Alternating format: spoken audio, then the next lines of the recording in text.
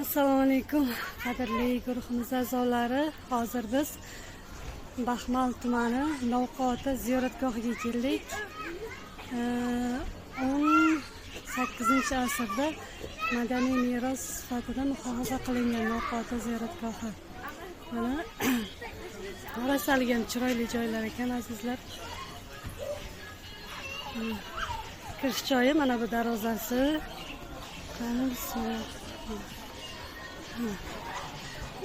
Oy.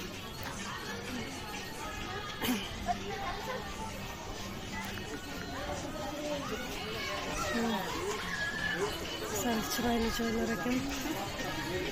Bu kirib kelish jarayoni.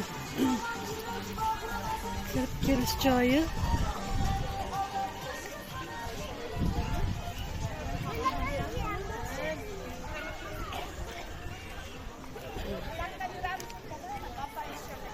Ha, shaqam men Bundan oldi atishamiz ekan. ha, hop. Ha, bu yerda ammajonlarim. Videoga olyapman-da. Ammajonlarim. YouTube'ga qo'yaman amma. YouTube'ga qo'yaman. YouTube'ga qo'yaman deyman videoga. Bor ishlanmam bor. Rassalgam chiroyli joylar ekan. Qalin o'rmonzor.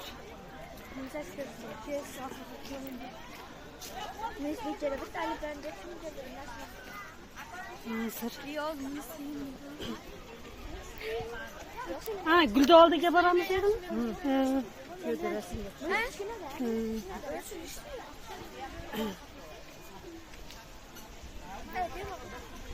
Ana rasoligan chiroyli manzarali joy bor ekan, o'sha joyga boryapmiz hozir. Shu yerda rasmga tushamiz. Mana bu yerda juda ham chiroyli ko'l bor ekan, o'shani ko'rsataman.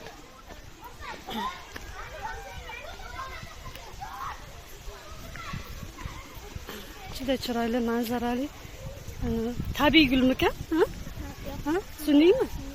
Mana ko'lda qarang. Rasoligan chiroyli manzarali joylar ekan. Ajoyib. Ya, bu yerdan yuramizmikan? Ha, bu yerdan yuramiz.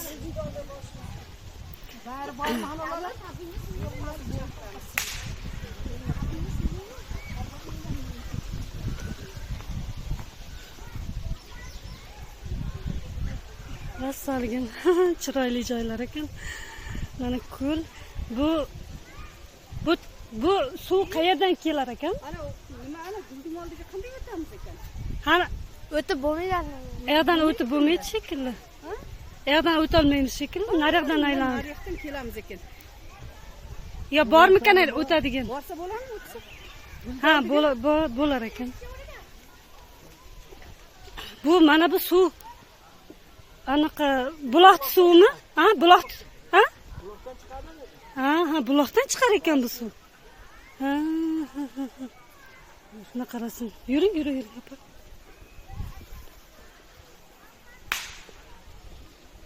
Rosa katta ko'l ekan.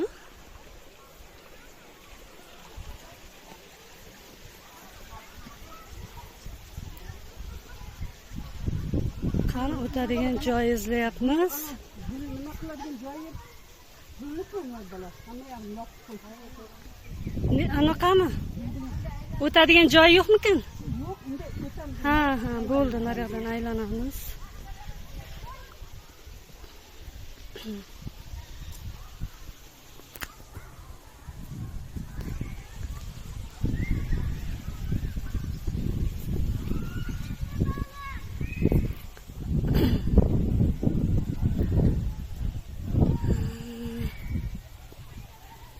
Judayam salqin, soya, qalin o'rmonzor joy ekan.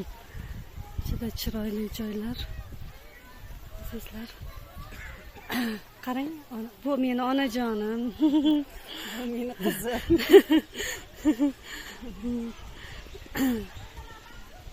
Onajonim. Qani. Dugonalaringizga tashlayapsizmi?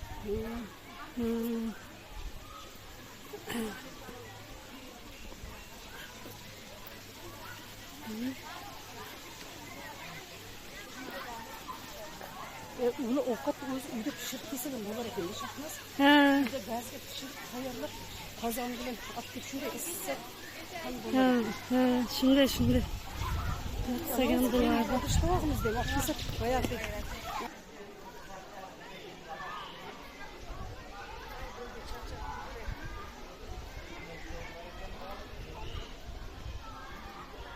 Mana bu masjid ekan, azizlar.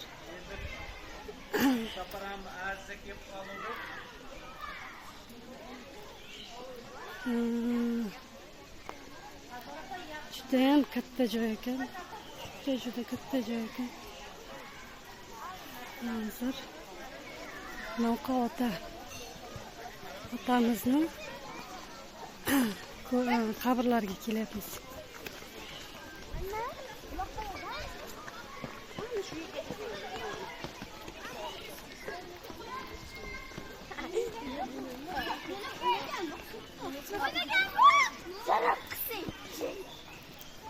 Rosa odam ko'p hozir.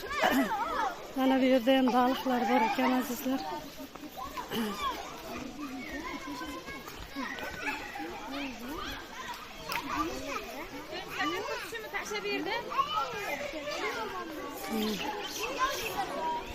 Nasıl manzaralı joy ekan.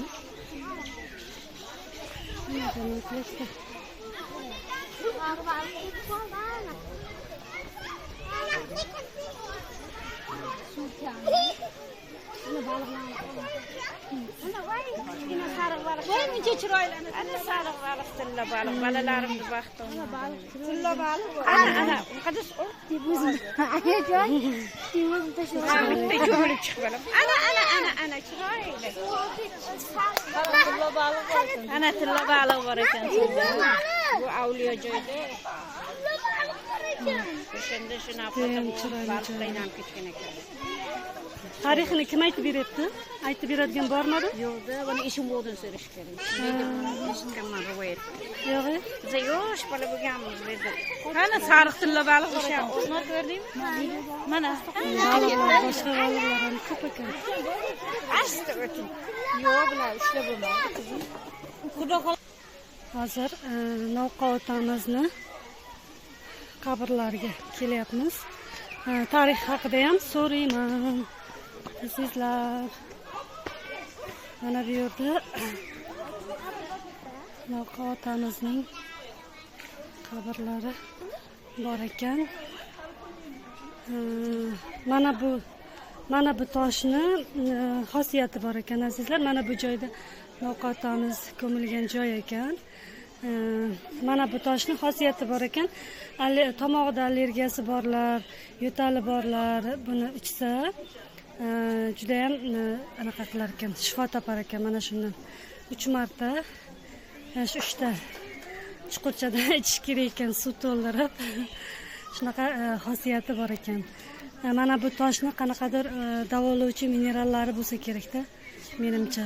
O'shaning uchun shunaqa xususiyati bor. Qanaqadir baribir ilohiy tomonlama ham xususiyatlari bo'lishi kerak. Chunki avliyolar ko'milgan joylarda har doim shunaqa ilohiy xususiyatli, nima deydi, mo'jizali joylar ko'p bo'ladi, narsalar ham ko'p bo'ladi. Shunaqa hozir tarixi haqida so'rayman. Ha? Baliq podshohining qizi bir buloqdan suv ichadi, g'oyibdan homilador bo'ldi. Podsho uni biladi, ariyatiga chidolmay qizini o'limga hukm qiladi. Vazirlar aytadi, o'ldirma, farzand dog'i yomon chidolmaysan. Maslahat qilib malikani bir tuyaga mindirib Badarga qiladi. Chunki malika yakka yagona bo'ladi. Boshqa farzand bo'lmaydi. Shuncha o'ldirishga ko'zi qiymay Badarga qiladi.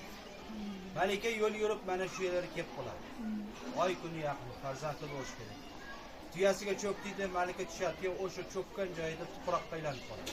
Qishlog'imizda tushish joylaringizda nor cho'kdi, ya'ni tuya cho'kdi degan joyimiz bor. O'sha joyning tuproq Xudoning qudratidan suyallarga da'vat. So'gal deymiz adam.